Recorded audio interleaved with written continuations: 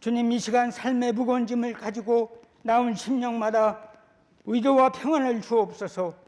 삶 가운데 나의 힘으로 어쩔 수 없는 일이 있다면 낙심치 말고 기도하게 하옵소서.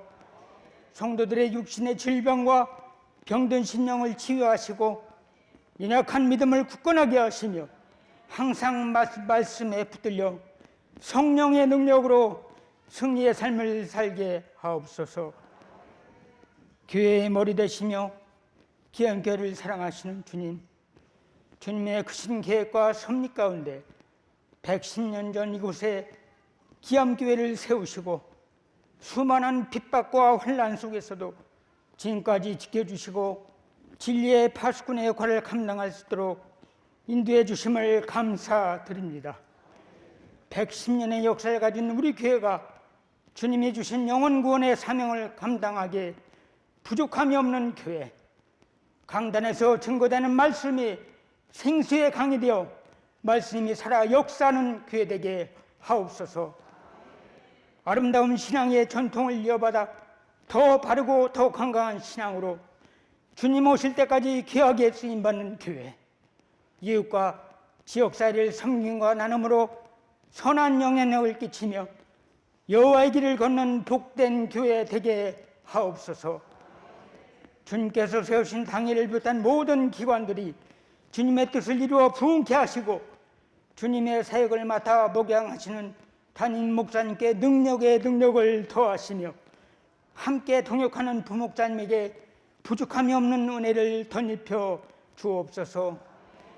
일평생 몸바쳐 교회를 섬기며 헌신하신 원로 목사님과 장로님들을 기억하시사 남은 여생영육간에 더 강건케 하시고 하늘의 소망으로 복된 삶이 되도록 인도하옵소서. 주님의 뜻대로 세움받은 장로님들과 안수 집사님, 권사님들과 집사님들에게도 풍성한 은혜를 주셔서 교회를 섬길 때마다 영적인 기쁨을 주시고 가정과 생업에 복을 더하여 주옵소서. 오늘도 단위의 소실 목사님을 주님의 권능의 발로 붙들어 주옵소서. 하늘문을 여시사 신령한 은혜를 물붓듯이 부어주시고 선포되는 말씀을 통해 온 성도들이 기쁨으로 주님을 만나게 하시고 잠자던 영이 깨어나고 병든 심령이 치유되며 감사와 기쁨이 회복되는 놀라운 역사가 있게 하옵소서. 이 시간 드려진 예배가 진정 감사와 찬양이 넘치는 예배 되길 기원하며 교회의 머리 되시는 예수 그리스도 이름으로 기도 올려옵나이다. 아멘.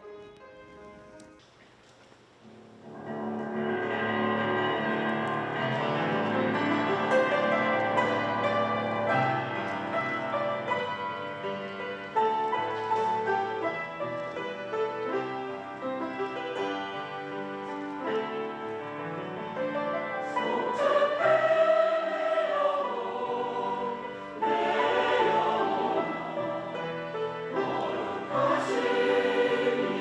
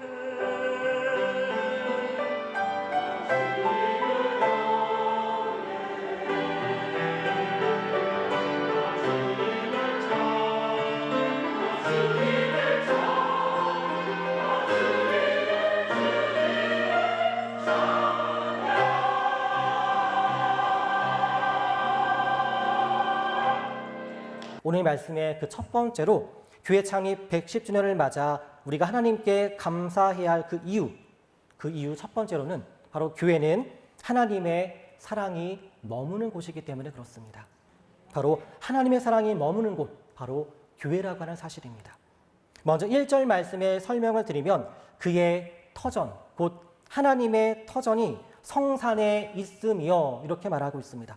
바로 이 교회는 하나님의 터전으로서 하나님께서 이 세상을 운영해 나가심에 이 주의 몸된 교회를 전진기지 삼으신다는 것입니다.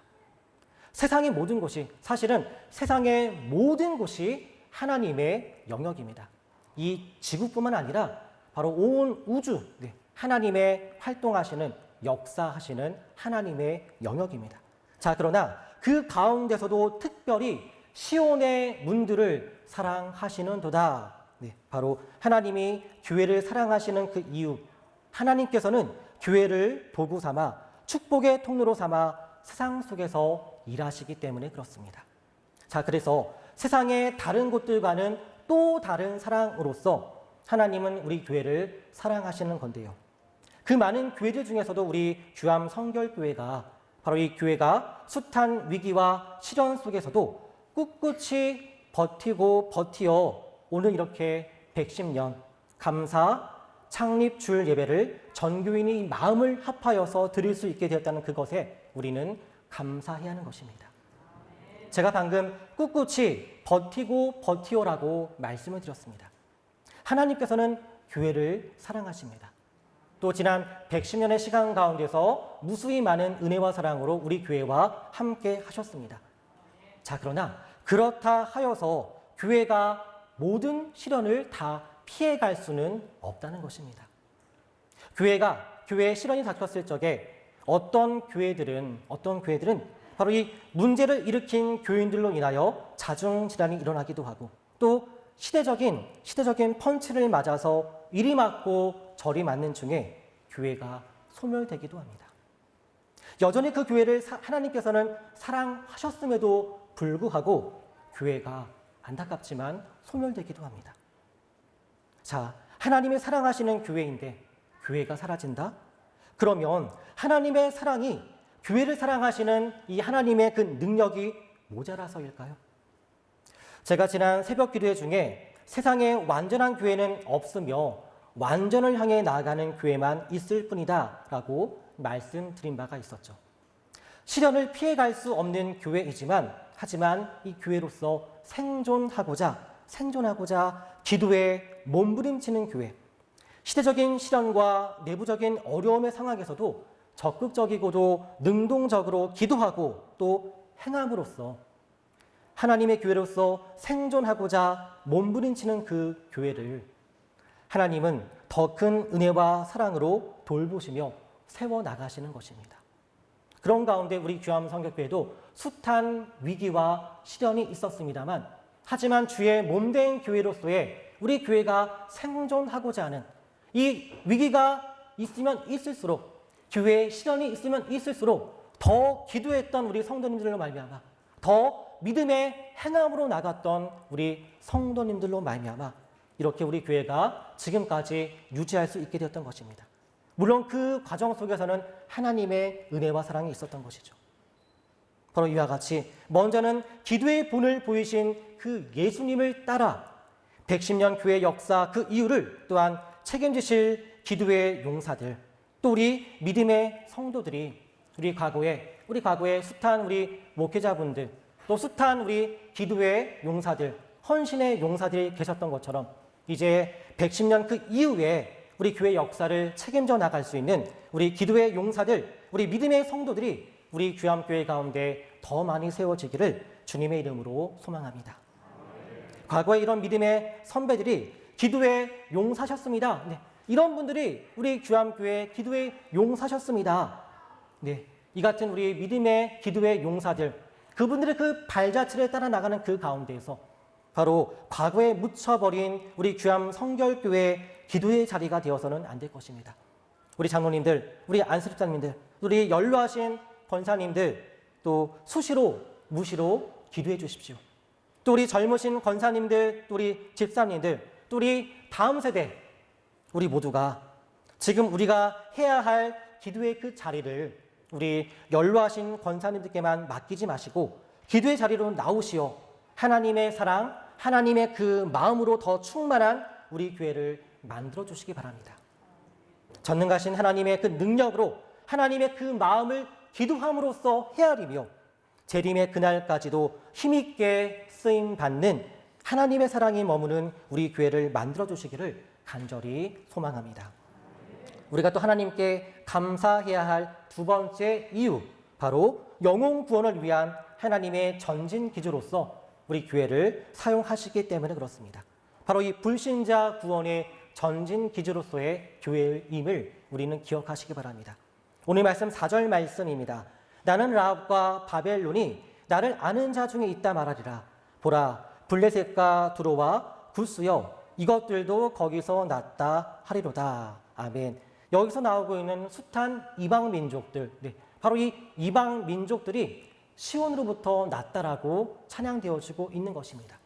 4절 말씀에서 나는 라합과, 이 라합은 이집트의 애굽의 별칭입니다. 나는 이집트와 바벨론이 나를 아는 자 중에 있다 말하리라, 이렇게 고백되어지고 있습니다. 여기에서 우리가 특별히 관심 가져야 할 동사가 있습니다. 바로 안다라고 하는 동사입니다.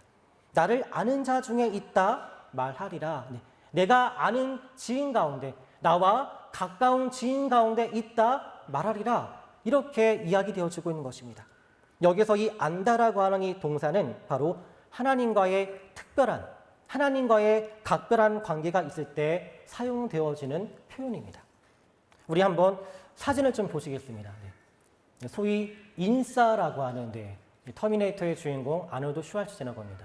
안젤리나 졸리, 또 손예진, 나영석 PD, 또 최강희, 손흥민, 또 나훈아, 이분들의 공통점이 있습니다.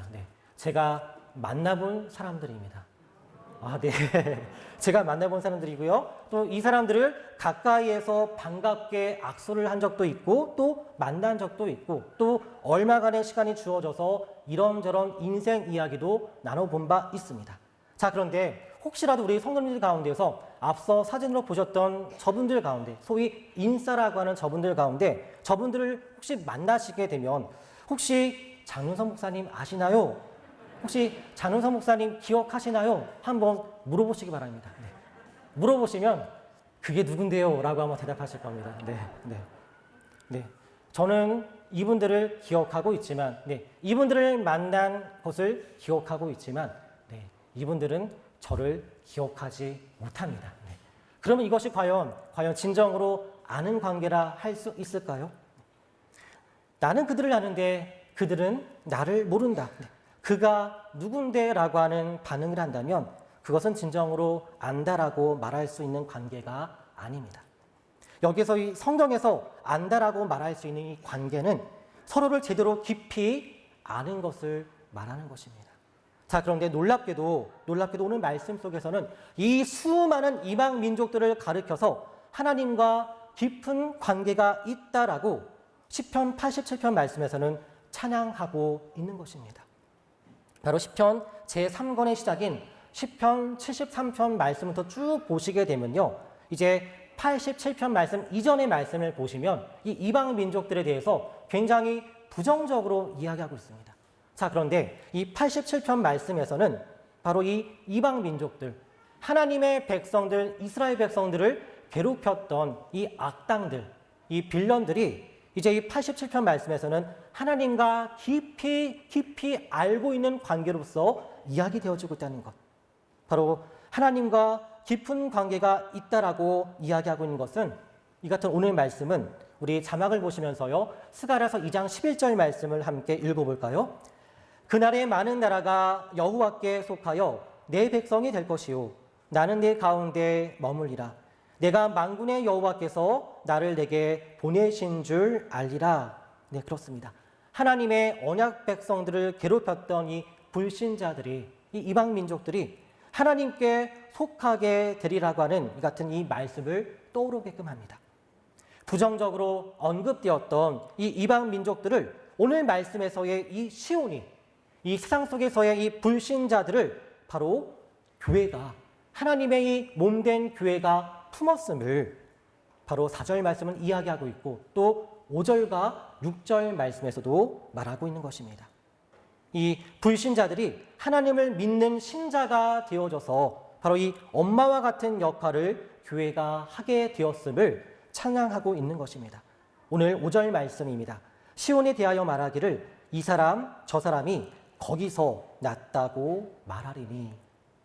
우리 교회에 대하여 말하기를 이 같은 5절 말씀을 통해서 우리 교암교회를 통해서 우리 교암교회에 대하여 말하기를 과거의 불신자였던 이 사람 저 사람이 그 교회 성도가 되었다고 말하리니 바로 이 같은 교암교회가 되기를 소망합니다. 또 우리 사진 두 것을 좀 보실까요? 네, 우리 교회 두 번째 예배당, 지금은 역사관인 이곳 가장자리에 가보시게 되면 바로 이와 같은 물건들이 전시되어져 있습니다. 바로 예수님을 믿고 개종하기 전 불신자였던 시절 사용했던 연불 등의 이 같은 물건 등을 바로 이 전도와 영혼 구원의 그 상징으로서 전시하고 있는 것이죠. 우리 성도님들 어떠십니까? 이와 같은 전도와 영혼 구원을 위한 신앙의 그 귀한 흔적을 보게 되면서 지금의 우리 귀암 성결교회가 영혼 구원을 위한 하나님의 전진 기지로서 더욱 그 귀한 사명을 감당해야겠구나, 이런 마음을 품게 되지 않나요?